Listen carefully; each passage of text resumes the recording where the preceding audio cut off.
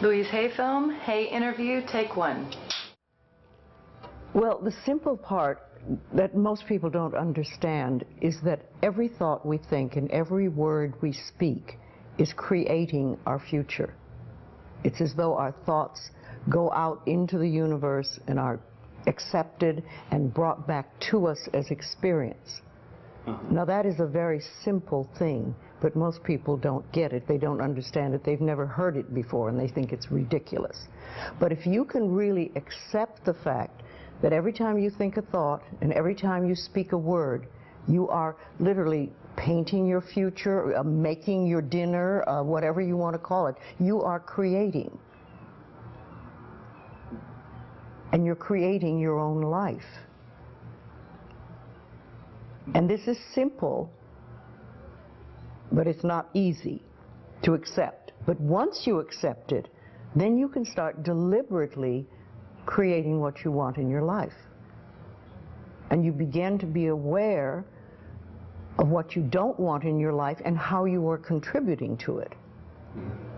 Now, I think this has been around forever, but for some reason in the last 20 years, the universe has wanted this to go out among all the people, or all the people that are ready for it. See, most of us just think, and we don't pay any attention to what we're thinking. We're just doing it. But that's something you need to train yourself to do, to begin to train yourself to be aware of what you're thinking. And one of the ways to do that is to periodically say to yourself, what am I thinking? Would I like this thought to create my life? Would I like to have the experience that this thought could bring to me? Now, it takes a while to do that, but even if we could begin on the smallest level to be aware of our thinking, we can start to make changes. To begin with, you start by doing what we call doing affirmations, and that is making positive statements about your life that are positive. And you do them deliberately. You might do them in the morning, you might do them at noon, you might do them at night, you might do them, twice a day or whatever. But you do this and you let this become a habit.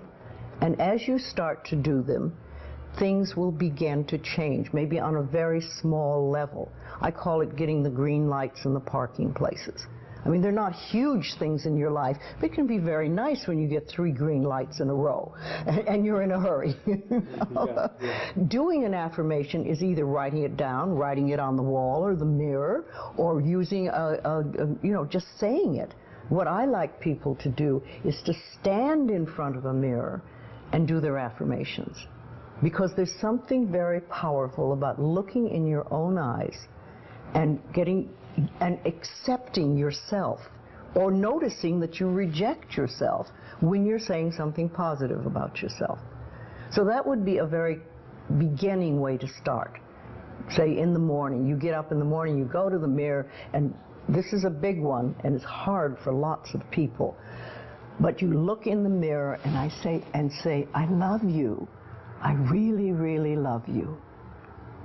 And to begin with, that can be so hard for people because they think of all the things that they think are wrong with them. But if you can start your day saying that, it's very powerful. Remember, I'd like to think the universe is listening to everything you say and everything you think and saying, okay, you can get that. So then it starts to bring you in and bring things into you. And I know this sounds far-fetched, but it's amazing how it works. If you do a good general positive statement for yourself, the universe will figure out how to manifest that, how to bring that about in your life. So things could happen that you wouldn't expect at all, but they will happen. If you think of doing your positive affirmations is like planting a seed in the ground.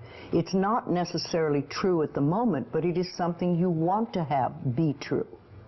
So you put the seed in, and you plant a seed and you expect it to grow. Or you maybe plant 3 seeds just in case. You expect them to grow. And you don't wait 2 days and then dig in the earth and say, what's happening, what's happening? You expect that thing to grow because you know there's a law and a process. And the seed will grow if it is in the right soil and it has the right amount of moisture. Making it really a habit and doing it every day. Doing something every morning when you wake up, that's a really good time. And another good time is when you go to sleep at night. And gratitude works a lot. Just being grateful for everything. The more, I always say the universe loves gratitude. The more you're grateful for what the good is in your life, the more good you get to be grateful about. Mm-hmm. And it's like, you know, if somebody gives you a present or gives me a present and I say, oh my God, I hate that color and it doesn't fit, and you know, that person will never give me another present. Mm-hmm. But if you say, oh, it's wonderful and thank you, I really adore it, it's great, that person is probably going to want to buy you a present every time they see something they think you would like. And it's like that with the universe. The universe loves gratitude.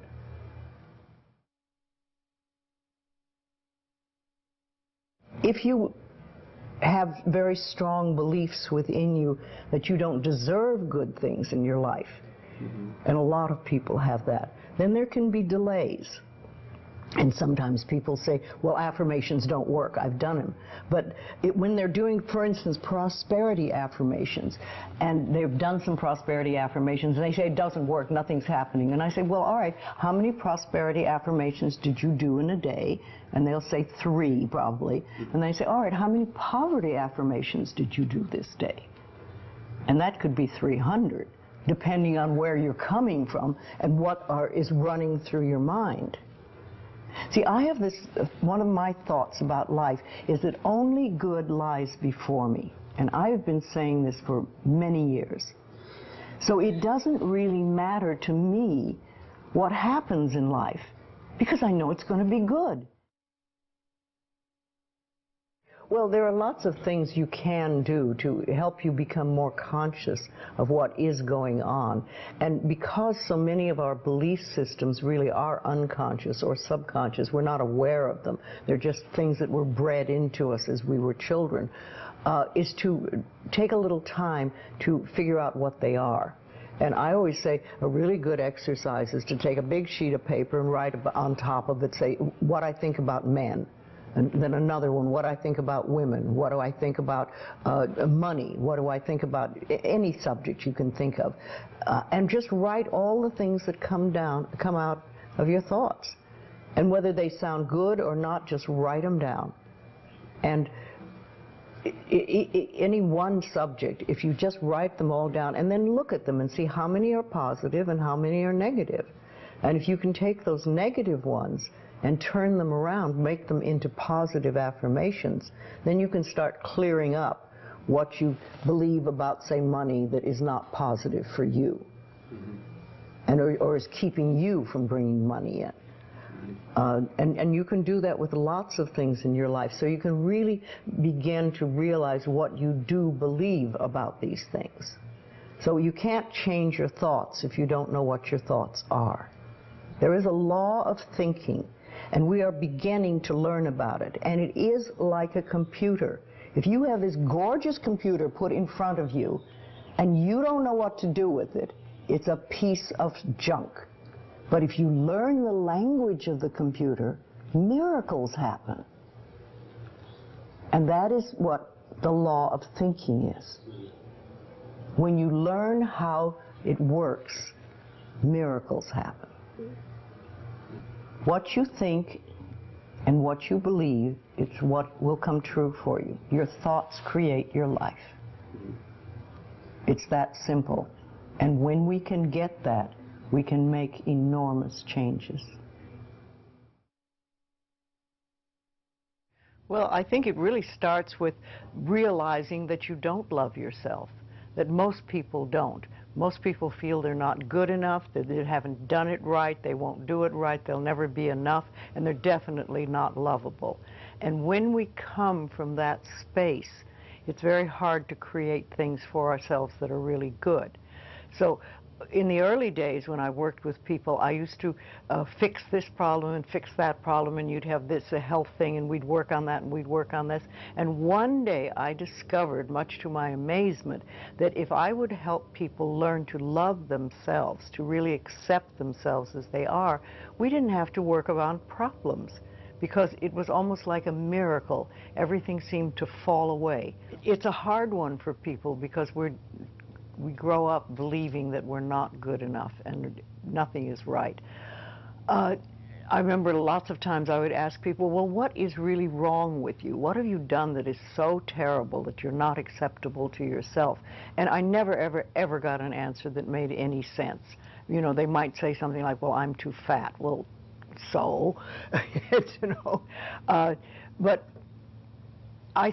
when you talk about loving yourself, a lot of people think that that's vanity, but it isn't really. It has nothing to do with that. That is narcissistic. But to really care for you and to acknowledge that you are an important being. It's almost like in the Bible they would say, you recognize that you are a child of God, that therefore you are perfect.